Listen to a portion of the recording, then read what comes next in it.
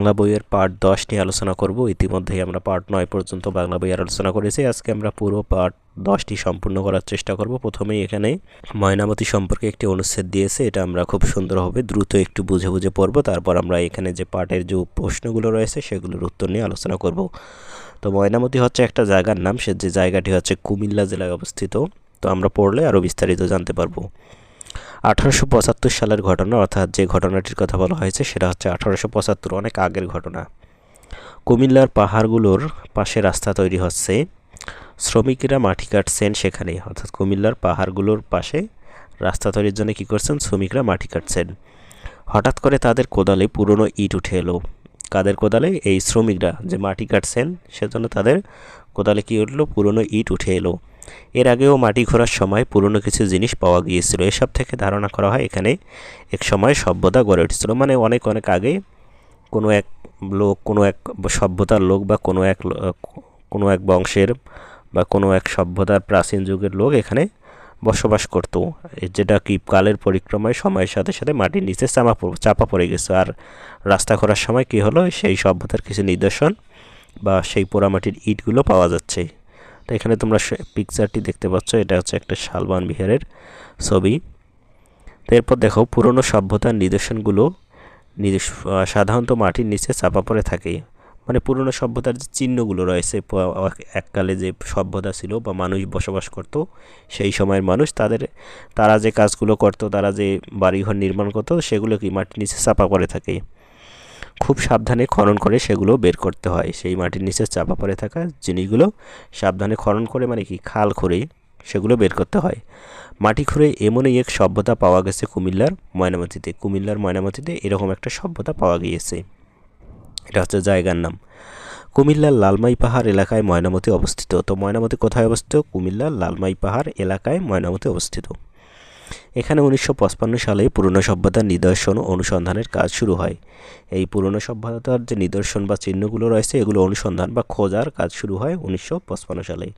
তখন এখানকার ইতিহাসের মানুষের কাছে স্পষ্ট হতে থাকে, জানা যায় এই এলাকায় অন্তত 30 জন রাজা শাসন করেছে। এলাকায় কমপক্ষে, অর্থাৎ এই কুমিল্লার ময়নামতিতে কমপক্ষে 30 জন রাজা শাসন করেছিল।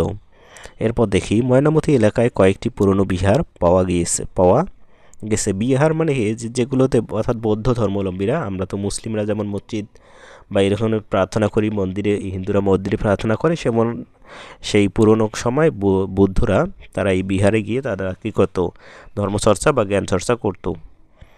বিহারগুলো বৌদ্ধদের ধর্মচর্চা ও জ্ঞান চর্চার কেন্দ্র। এখানকার সবচেয়ে গুরুত্বপূর্ণ বিহারের নাম শালবন বিহার। এই ময়নামতির সবচেয়ে গুরুত্বপূর্ণ যে বিহারটার নাম সেটা হচ্ছে শালবন বিহার। এটি প্রায় 1500 বছর পুরনো। এই বিহারটি কত হাজার বছর পুরনো? 1500 বছর। বিহারটির আকার বর্গের মতো, বর্গ মানে চারদিকে সমান, এই বিহারটির আকারটা হচ্ছে চারদিকে সমান। এর প্রতিটি প্রান্ত 550 ফুট লম্বা। এর মধ্যে 115টি ঘর আছে। ওই বিহারটির মধ্যে 115টি ঘর আছে। এসব ঘরে বৌদ্ধ ভিক্ষুরা থাকতেন। ভিক্ষুরা মানে সন্ন্যাসীরা, বৌদ্ধ সব বা ধর্মের যে প্রধানরা রয়েছে সেগুলোর কথাই মূলত এখানে বলা হয়েছে। এই যে 115টি যে ঘর রয়েছে, এখানে কারা থাকতেন? বৌদ্ধ ভিক্ষুরা বা বৌদ্ধ সন্ন্যাসীরা। বিহারের ভিতর থেকে পুরনো অনেক নিদর্শন পাওয়া গেছে। বিহারটির ভিতর থেকে অনেক নিদর্শন পাওয়া গেছে বা অনেক চিহ্ন, আগের সেই সময়ের অনেক কিছু পাওয়া গিয়েছে। ময়নামতির আরেকটি বিহারের নাম আনন্দ বিহার। একটা শালবন বিহার দেখলাম, এখন আর একটা বিহারের নাম দেখতেছি আনন্দ বিহার, যেটাও ময়নামতিতে অবস্থিত। এটি আয়তনের সবচেয়ে বড়, অর্থাৎ শালবন বিহারের চেয়েও এটি বড়। আনন্দ বিহারও প্রায় 1500 বছর আগের। এটিরও আকার বর্গের মতো, অর্থাৎ চারদিকে সমান। এর একটি প্রায় 650 ফুট লম্বা। ওই এলাকার মানুষের কাছে এটি আনন্দ রাজার বাড়ি নামে পরিচিত। আর এই শালবন বা আনন্দ বিহারটা আনন্দ রাজার বাড়ির নামে পরিচিত, অর্থাৎ ময়নামতির মানুষের কাছে এই আনন্দ বিহারটা আনন্দ রাজার বাড়ি নামে পরিচিত। বিহারের বাইরের দেয়ালে পোড়ামাটির নকশা দেখা যায়। মানে পোড়ামাটিতে বা ইট জাতীয় যে মাটিগুলো রয়েছে এগুলোর উপরে নকশা করা বা ডিজাইন করা। পোড়ামাটির নকশার এরকম কাজকে টেরাকোটা বলে। এই পোড়ামাটির নকশার এরকম কাজকে টেরাকোটা বলে। টেরাকোটা মানে হচ্ছে নকশা করা পোড়ামাটির ফলক। কুমিল্লার ময়নামতি ও এর আশেপাশে অনেক পুরাকীর্তি রয়েছে, মানে প্রাচীনকালের কিছু নিদর্শনের কথা বলা হয়েছে।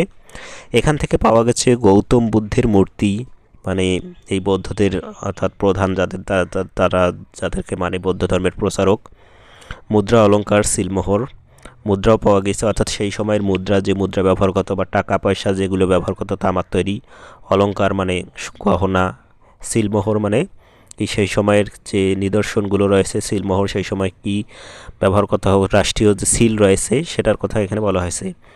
এছাড়া তামার পাতে লেখা রাজার আদেশের সন্ধান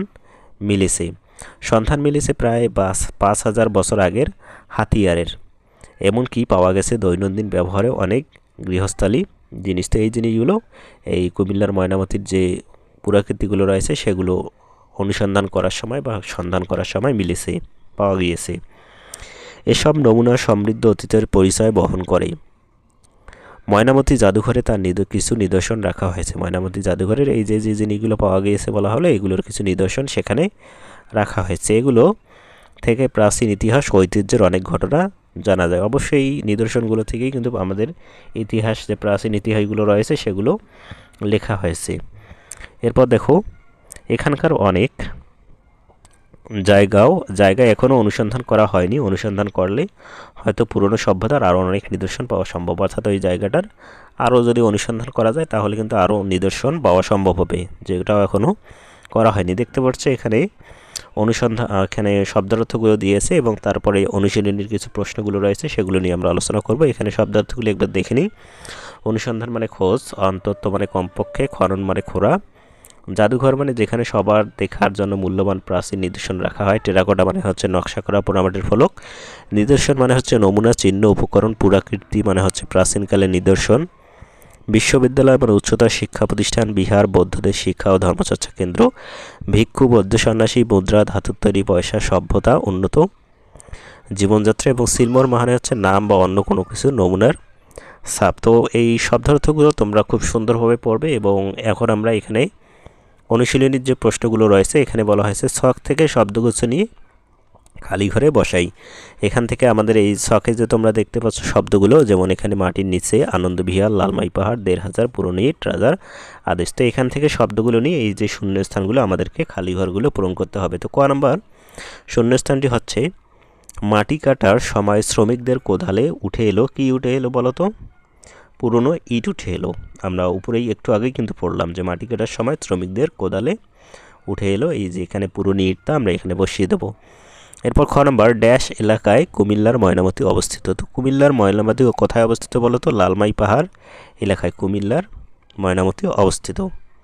এরপর গ নম্বর, প্রাচীন সভ্যতা সাধারণত ড্যাশ চাপা পড়ে থাকে। কোথায় চাপা পড়ে থাকে বলো তো? আমরা একটু আগেই পড়লাম মাটির নিচে। এখানে কি হবে? মাটির নিচে। এরপর ঘ নম্বর, ময়নামতি এলাকার সবচেয়ে বড় বিহারের নাম। ময়নামতি এলাকার সবচেয়ে বড় বিহারের নাম আমরা একটু আগেই পড়লাম, সেটা হচ্ছে আনন্দ বিহার। এখানে আমরা কি দেব? আনন্দ বিহার। নম্বর হচ্ছে, আরও পাওয়া গেছে তামার পাতে লেখা। তামার পাতে লেখা কি পাওয়া গেছে বলো তো? তামার পাতে এখানে আমরা যেটা দিব সেটা হচ্ছে তামার পাতে লেখা রাজার আদেশ পাওয়া গেছে। এখানে আমরা কি দেব? রাজার আদেশ। নম্বর রাজার আদেশ। এরপর শালবন বিহার ড্যাশ বছরের পুরনো। শালবন বিহার কত বছরের পুরনো? 1,500 বছরের পুরনো। আমরা একটু আগেই পড়লাম। তাহলে এখানে আমরা কি লিখব? যে নম্বর শালবন বিহার 1,500 বছরের পুরনো।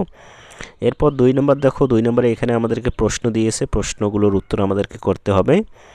এখানে ক নম্বর ক থেকে কত পর্যন্ত? চ পর্যন্ত আমাদেরকে 6টি প্রশ্ন দিয়েছে। তো আমরা প্রথমেই প্রশ্নগুলো পড়ব এবং প্রশ্নগুলোর উত্তর করার চেষ্টা করব।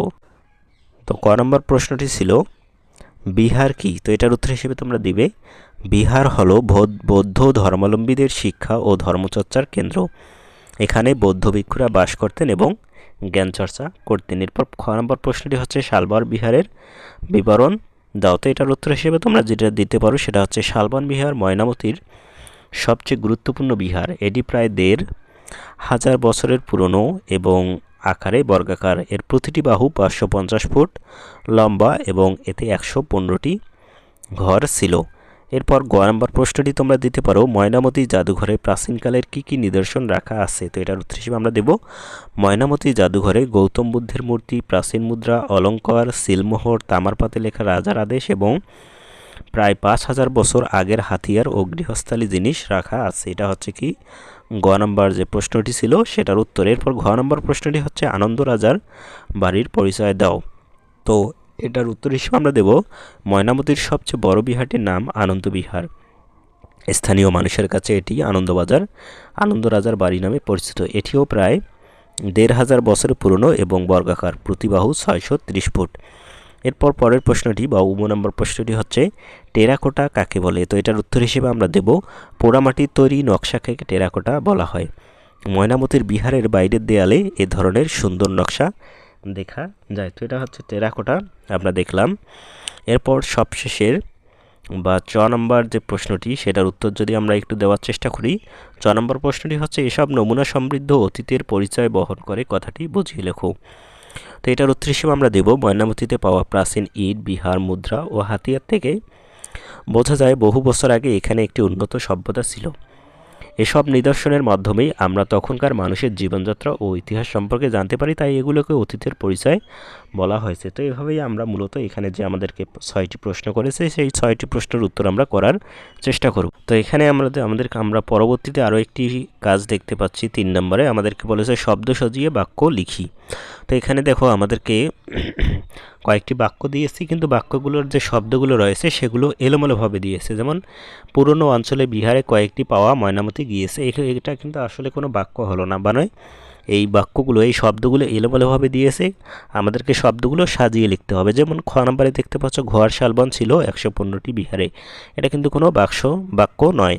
এরপর দেখো দেয়ালে যায় নকশা বিহারে পোড়ামাটির দেখা বাইরের, মানে এলোমেলোভাবে শব্দগুলো দিয়েছে, সেগুলো কোনটার পর কোন শব্দটি হলে একটা অর্থপূর্ণ বাক্য হবে সেটা আমাদেরকে লিখতে হবে। আকার মতো বর্গের বিহারটির। এরপর খননের আসে জিনিসটি মাটি সময় পুরনো, এটাও কিন্তু এলোমেলোভাবে দিয়েছে এবং রাজার তামার আদেশ লেখা পাতে আছে। তো আমরা এখন উত্তরটা দেখার চেষ্টা। তো ক নম্বর সঠিক বাক্যটি হবে ময়নামতি অঞ্চলে কয়েকটি পুরনো বিহার পাওয়া গেছে। এরপর খ নম্বর সঠিক বাক্যটি হচ্ছে শালবন বিহারে 115টি ঘর ছিল। গ নম্বর বিহারের বাইরের দেয়ালে পোড়ামাটির নকশা দেখা যায়, এবং ঘ নম্বর বিহারটির আকার বর্গের মতো। এগুলো আমরা কিন্তু সঠিকভাবে বাক্যগুলো সাজিয়ে এখানে লিখেছি। উপরের যে তোমাদের শব্দগুলো ছিল সেগুলো সাজিয়ে আমরা লিখেছি। এরপর নম্বর মাটি খননের সময় পুরনো জিনিস উঠে আসে। আর চ নম্বর তোমরা লিখবে সঠিকভাবে তামার পাতে রাজার আদেশ লেখা আছে। এগুলো কিন্তু তোমরা নিজেরাই খুব সুন্দরভাবে করতে পারবে, কারণ উপরে তো অঙ্কগুলো পড়েছি। এরপর দেখো পরবর্তী আমাদেরকে 4 নম্বরে কি দিয়েছে, দাগ টেনে মিল করি এবং বাক্যগুলো পুনরায় বলি। মানে এখানে আমাদেরকে কি করতে হবে, দাগ টেনে মিল করতে হবে। এখানে দেখতে পাচ্ছ যে ক নম্বর একটি বাক্য দিয়েছে, যেমন কুমিল্লার প্রাচীন সভ্যতা অনুসন্ধানের কাজ শুরু হয়।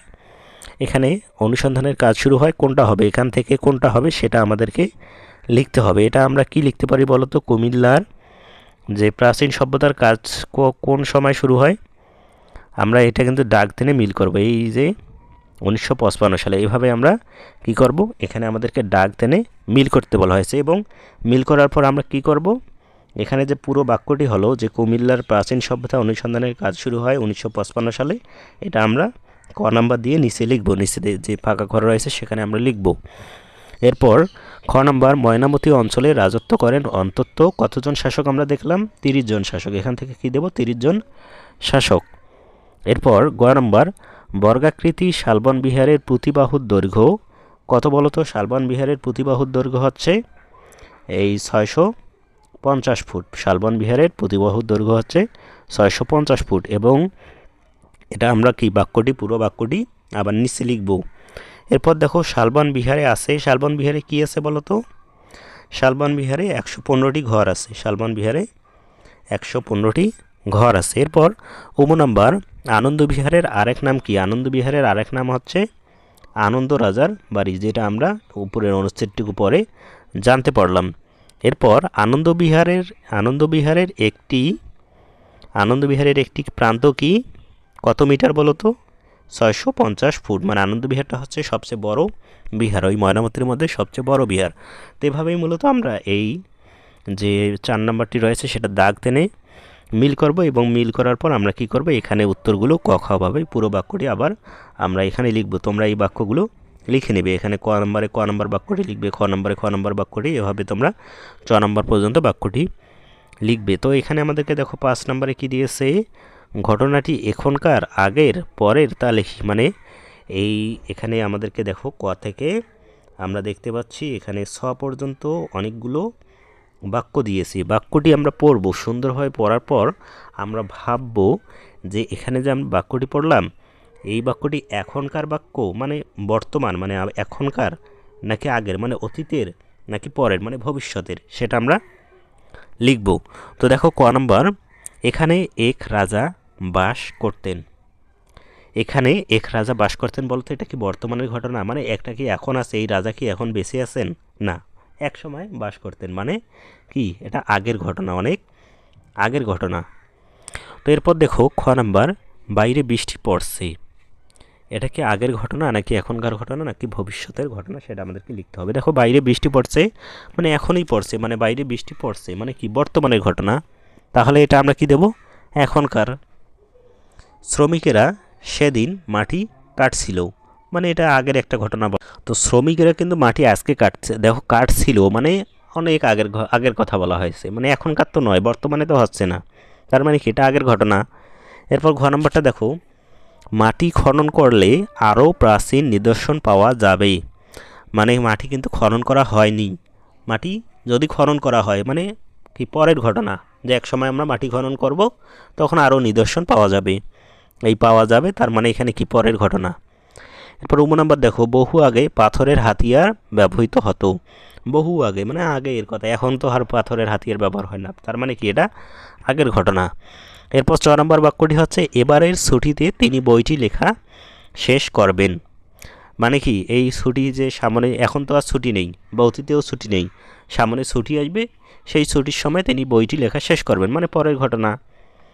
এরপর 6 নম্বর, শিক্ষার্থীরা দল বেঁধে বিদ্যালয়ে যাচ্ছে।